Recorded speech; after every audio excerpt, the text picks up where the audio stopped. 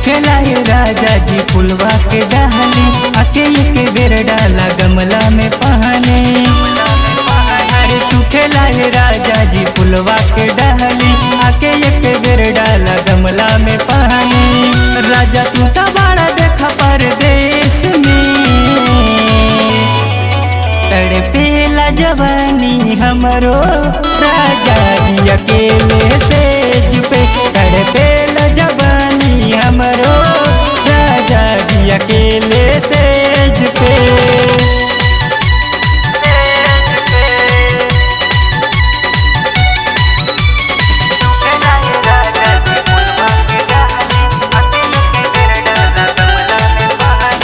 हमरा के छोड़ के घर में अकेला राजा जी कैला कमाए हो। अतः तोहरो जरूरत पाल जल्दी से घर बनवाई हो। हमरा के छोड़ के घर में अकेला राजा जी कैला कमाए हो। अतः तोहरो जरूरत पाल जल्दी से घर बनवाई हो।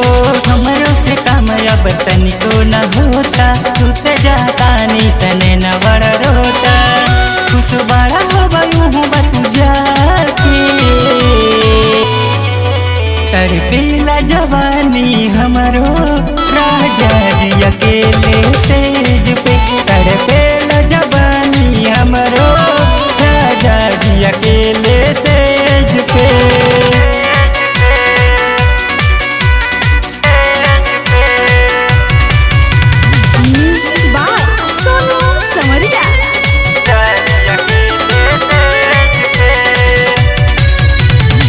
बिरह के तन्हा में जियत बानी, जिंदगी ये राजा जानी हो।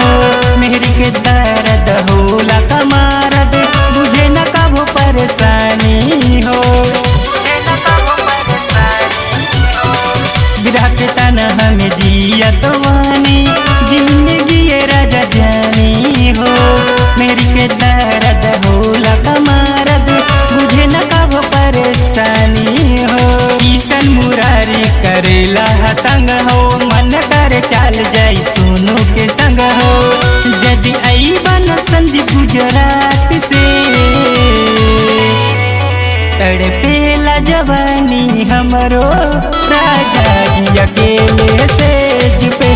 तड़पेला जवानी हमरो राजा जी अकेले सेज पे।